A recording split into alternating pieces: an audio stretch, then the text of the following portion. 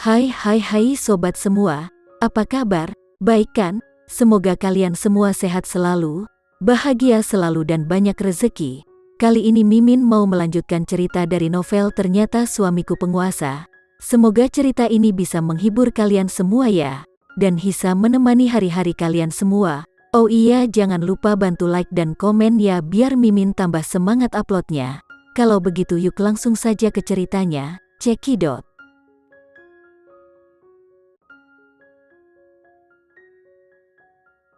Putri mengangguk dan berkata dengan lembut, "Aku ingat." "Apakah kamu benar-benar ingat apa yang ingin kamu katakan? Tolong percayalah bahwa aku bisa menangani semua ini, Randy. Tapi aku tidak ingin seperti ini. Aku tidak ingin mengandalkanmu untuk segalanya. Aku ingin menyelesaikan urusanku sendiri. Orang itu adalah kakekmu. Kamu terjebak di antara kita. Apa yang harus kamu lakukan? Salah satunya adalah istrinya, dan yang lainnya adalah kakeknya yang memiliki hubungan darah. Sekarang terjadi pertumpahan darah di antara mereka berdua. Dia bisa memikirkan cara untuk membawa Tuan Tua Sanjaya ke pengadilan, tetapi apakah itu akan menyakiti Randy? Bagaimanapun, orang itu adalah kakeknya. Dia terkejut dan curiga ketika dia mendengar kebenaran dari Septian, tetapi dia tidak akan merasa kasihan padanya. Tapi bagaimana dengan Randy? Dia tampak tenang di permukaan, seolah-olah tidak ada yang terjadi, tetapi dia percaya bahwa hatinya tidak akan sesantai penampilannya. Dia mungkin khawatir dan takut bahwa setelah dia mengetahui bahwa Tuan Tua Sanjaya adalah pembunuhnya dari ayah kandungnya sendiri, dia akan menyalahkannya juga. Randy berkata, "Itu urusanku." "Jangan khawatir," Putri bertanya. "Itu urusanmu." Randy terdiam dan Putri melanjutkan, "Bisnisku adalah bisnismu, tetapi bisnismu hanya milikmu. Jadi kamu hanya dapat membantuku, tetapi aku tidak dapat membantumu." "Putri, Randy, apa aku benar-benar tidak berguna di hatimu?" "Tidak." "Lalu apa itu?" "Aku adalah suamimu dan kamu adalah istriku. Bukankah aku harus melakukan sesuatu untukmu?" Suara Randy sedikit emosional. Jarang baginya untuk menunjukkan emosinya. Kali ini, Putri terdiam karena alasan Randy sudah cukup. Tapi pernahkah dia berpikir bahwa karena dia adalah suaminya, dia juga ingin berusaha dan tidak membiarkannya bertanggung jawab penuh atas semuanya? Dia tidak akan merasa lelah, dan dia tidak akan merasa pahit, tetapi dia akan merasa kasihan padanya. Dia sangat marah, bukan karena dia marah padanya, tetapi karena dia marah sehingga dia tidak bisa melakukan apa-apa. Dia tidak bisa berbagi kekhawatiran dan kesulitannya, namun dia membawa masalah padanya. Putri, Randy memeluknya dan dengan lembut mengusap dagunya ke kepalanya. "Apakah kamu tahu bahwa selama kamu tinggal bersamaku, itu adalah dorongan dan penghiburan terbesar bagiku?" Dia mungkin tidak mengerti, dan dia tidak akan tahu bagaimana dia bisa bertahan tanpa dia. Selama lebih dari 3 tahun, dia seperti orang yang lahir di api penyucian, dan setiap hari adalah sangat sulit. Sekarang dia kembali, itu seperti hadiah dari surga untuknya. Setiap hari sejak dia kembali, ketika dia bangun dan melihat bahwa dia berbaring di sampingnya, dia bisa merasakan kegembiraan dan kepuasan yang tak terlukiskan. "Tapi aku," Putri terisak dan berkata dengan lembut, "aku takut. Aku takut suatu hari nanti aku akan bangun dan kamu tidak akan bersamaku, dan aku tidak akan dapat menemukanmu lagi. Dan aku tidak tahu siapa aku." "Percayalah padaku," Randy meyakinkannya. Meskipun itu hanya 2 kata sederhana, itu sudah cukup. Randy memiliki kekhawatirannya, dan begitu pula Putri. Mereka semua ingin berbagi kekhawatiran satu sama lain, tetapi mereka tidak tahu bahwa ini akan membuat mereka semakin merasa kasihan satu sama lain. Setelah terbang selama beberapa jam, pesawat itu melintasi Samudra Atlantik. Septian, yang sedang beristirahat dengan mata terpejam, tiba-tiba merasakan guncangan keras dari pesawat. Dia dengan cepat membuka matanya dan melihat asap tebal keluar dari kokpit. Apa yang terjadi? Dia berteriak. Tuan Septian, Tuan Tua Sanjaya telah meminta kami untuk mengirim Anda pergi untuk terakhir kalinya. Dan dia mendoakan yang terbaik untuk Anda. Sebuah suara dingin datang di balik asap. Kemudian, Septian mendengar suara kabin terbuka, dan dia mendengar seseorang berkata, "Nomor 1, siap, lompat. Nomor 2, siap, lompat. Nomor 3, siap, lompat. Nomor 4, siap, melompat." Total ada 4 kru. Setelah kru keempat melompat dari pesawat, pesawat bergoyang lebih keras. Septian ingin bergegas untuk melihat apa yang sedang terjadi, tapi dia tidak bisa bergerak sama sekali karena asap tebal dan pesawat bergetar begitu dengan keras. Dia memegang kursi dengan erat, sehingga dia tidak akan terguncang dari kursinya.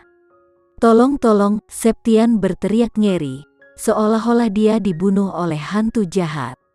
Namun, tidak ada suara lain kecuali angin dan deru mesin, dan dia tidak bisa mendengar satu orang pun. "Aku salah. Aku benar-benar salah. Tolong lepaskan aku, Randy. Biarkan aku pergi. Jika kamu ingin tahu hal lain, aku akan memberitahumu. Aku tidak ingin uang darimu.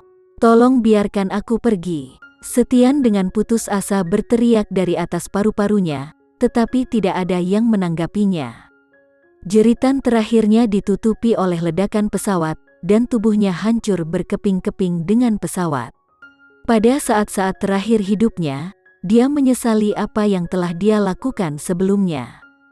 Dia menyesali bagaimana dia mengancam Randy, dan bagaimana dia melakukannya menggunakan segala cara untuk membuat keluarga Bramasta makmur.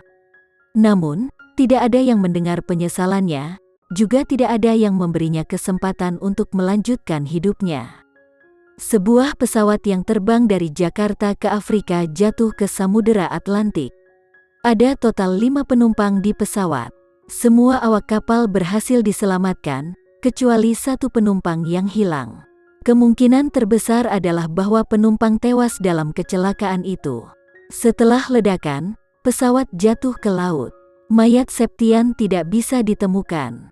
Di malam hari, berita ini menempati berita utama dari laporan berita utama. Ketika Putri melihat berita itu, Putri sangat terkejut dan dia ketakutan. Dia segera berlari ke ruang kerja Randy, tetapi Randy masih sibuk dengan pekerjaannya. Wajahnya yang tenang menunjukkan bahwa dia sudah mengharapkan ini. Melihat kebingungan Putri, Randy mengesampingkan pekerjaannya dan menatapnya, berkata, "Jangan khawatir, aku tidak melakukannya." "Apakah Tuan Tua yang melakukannya?" Itu adalah sebuah pertanyaan, tapi Putri mengatakannya dengan sangat pasti.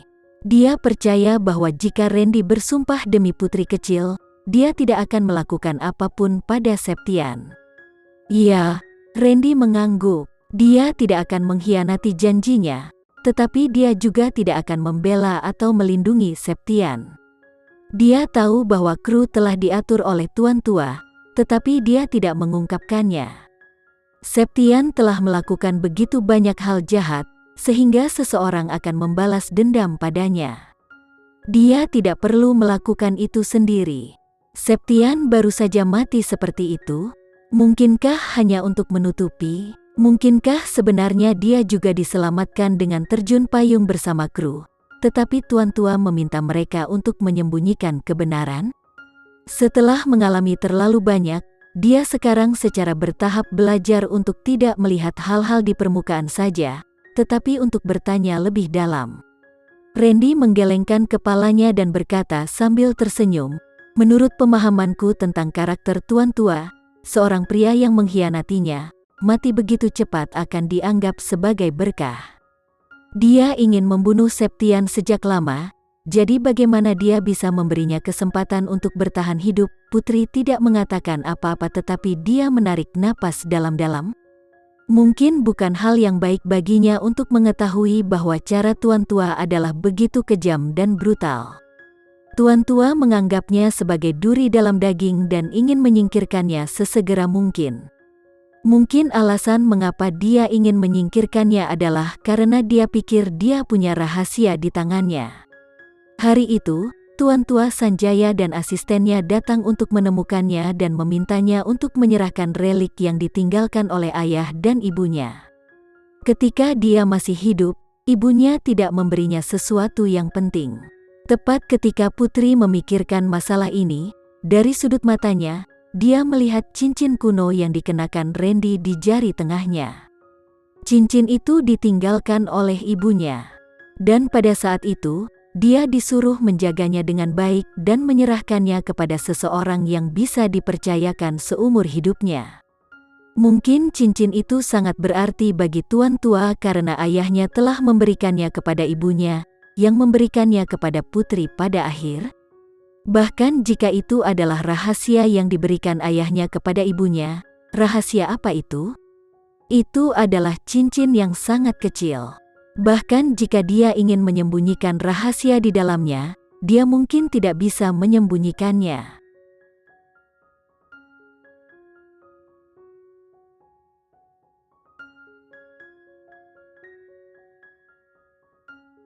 Sekian dulu ya cerita kali ini, kita lanjutkan lagi ceritanya di lain waktu.